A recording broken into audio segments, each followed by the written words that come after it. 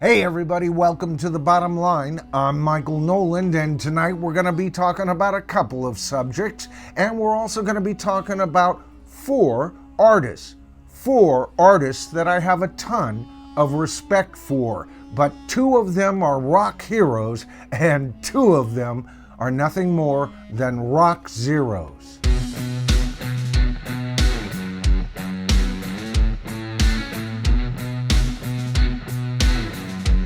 All right, so tonight I'm going to be covering subjects of concern, subjects that I think are killing rock and roll, and we're going to go ahead and use these four artists to make my point. So the first subject that I wanted to discuss tonight is a sore spot with me, no doubt. Of course, I'm talking about the Rock and Roll Hall of Fame. I've made several videos, and if any of you have seen those videos, you know I'm not a fan of the show or the organization. So the first artist I want to cover tonight is Dolly Parton. Now, longtime viewers know I did an entire video praising Dolly Parton, first of all, as a singer and a songwriter, and her decision to decline the Rock and Roll Hall of Fame. But as the weeks turned into months, evidently, Dolly reconsidered her position. I heard that it was through talking with the mucky mucks of the Rock and Roll Hall of Fame. You know who we're talking about, John Sykes. Yeah, that's you, Jan Winter. And you did your dazzlement, and all of that dazzlement was almost a spell that Dolly had to contend with. But you know what? Dolly's a big girl, and guess what? Each and every artist is responsible for how they come off to their fans. The thing is, she finally decided to accept her award and her position in the Rock and Roll Hall of Fame. As I stated in that video, I'm a fan of her. She's a great country artist, but she ain't rock and roll. But she didn't just decide to accept the award. She really started believing she's a rock star. She stated it several times and stated that she was going to put out a rock album. Well, just recently, her track came out. And I gotta tell you, first of all, as a song, it's a fine song. The tropes explored in it are very rock and roll, so casually rock and roll. I didn't see a lot of creativity in that. Everything's in tune, the melody is sound, but you know what? She added a lot of electric guitars with distortion, and her producers brought in a lot of dial-up effects to punch up the performance, empower her voice just a little bit, you know. And as a rock song, it ain't rock and roll. It's a country song with some distorted guitar and effects. That's what she is. That's what she writes. So in the end, I'd have to say Dolly Parton is rock zero number one. But now I want to cover a rock hero for sure. And of course, I'm talking about Steve Miller. You know, he was inducted into the Rock and Roll Hall of Fame, wasn't he? Now, he didn't make a big headline over here to decline it like Dolly did. He waited until he was up there and he gave them what for. The whole process needs to be changed from the top to the bottom. Doesn't need to be this hard. There's nothing fancy going on out there that requires all of this stuff. They need to get their legal work straight. They need to respect the artists they say they're honoring, which they don't. I don't have any of my paperwork is signed. I have no licensing agreements with these people. They're trying to steal footage. They're trying to make me indemnify them. When they told me I was inducted, they said you can have 2 tickets, one for your wife and one for yourself. Want another one? It's $10,000. Sorry, that's the way it goes. He said, I'm playing here. What about my band? What about their wives? What about... They make this so unpleasant that they came this close. We're not going to wrap this one up. I'm going to wrap you up. Ooh. You go sit down over there and learn something.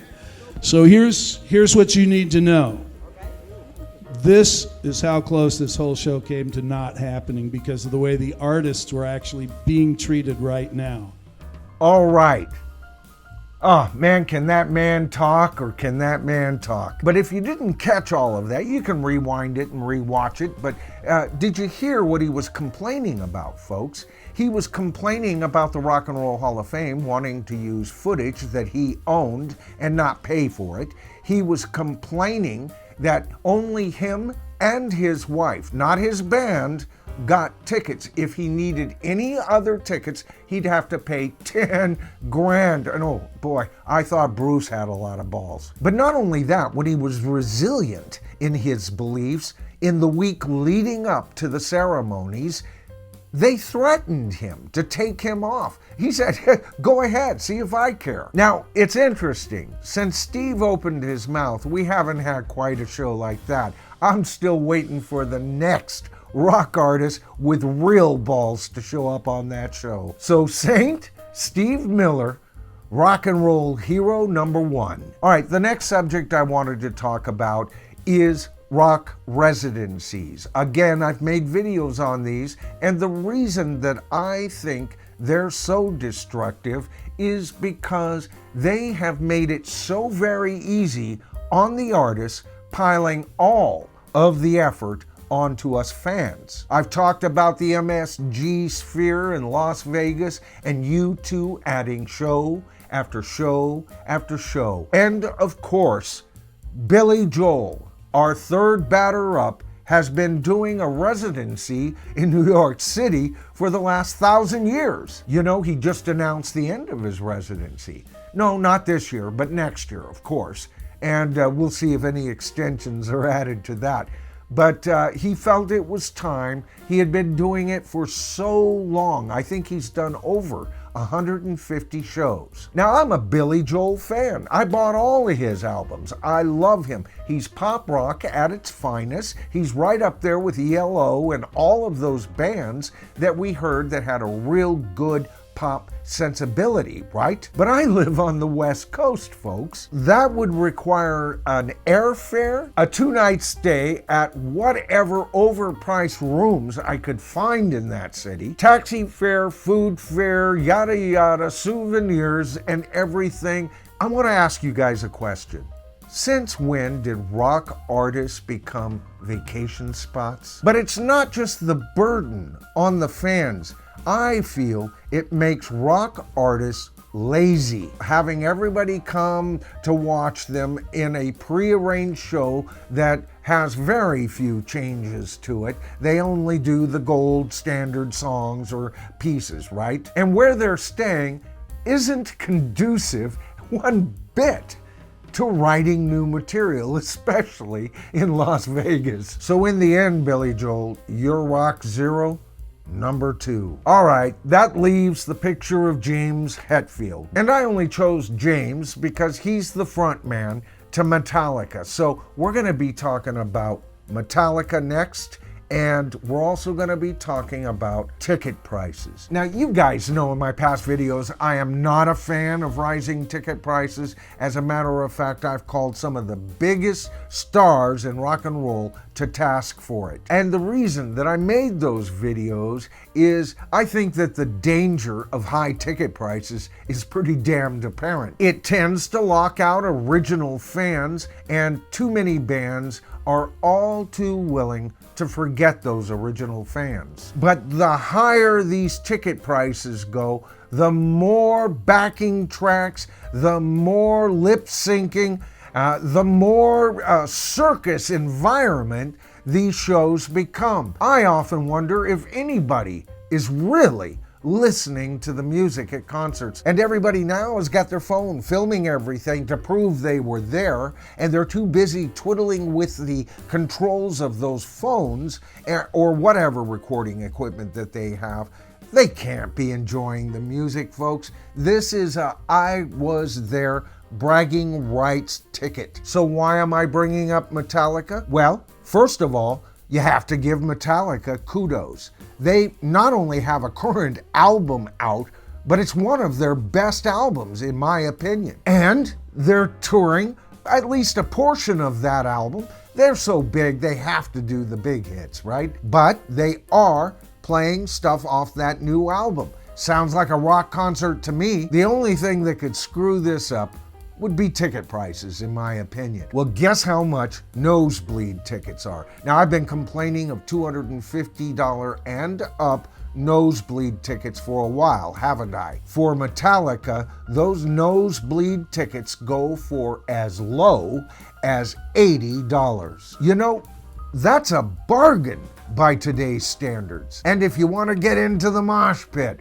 right next to the band, you can get in for, I'll flash it up here, I think it was $350, $360, something like that.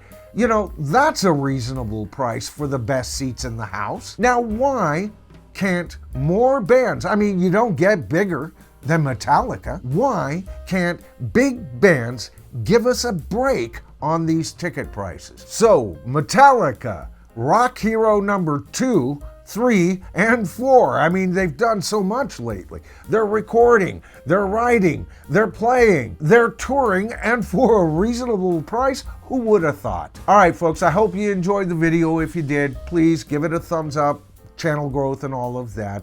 And if you're one of my viewers, haven't subscribed to the channel as of yet, all you have to do is hit that subscribe to the tribe button and tap that top bell icon, and you'll be notified of all my future videos. Don't forget, I've opened up my Patreon. We've already got tribal elders and a tribal council member. Isn't that wonderful? When you sign up for $3, you get voting power, you get early releases, you get shout outs at the end of the video, and you even get bonus content. I just put a 3-minute addendum from my last video. I actually clipped that part out purposefully because I didn't think that it would sell so well on YouTube. But every single person you see on this list, right?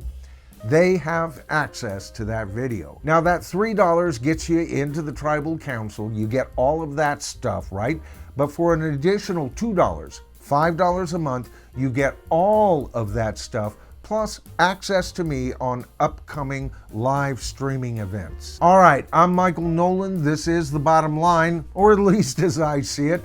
And together, folks, we are the tribe. I'll see you in my next video.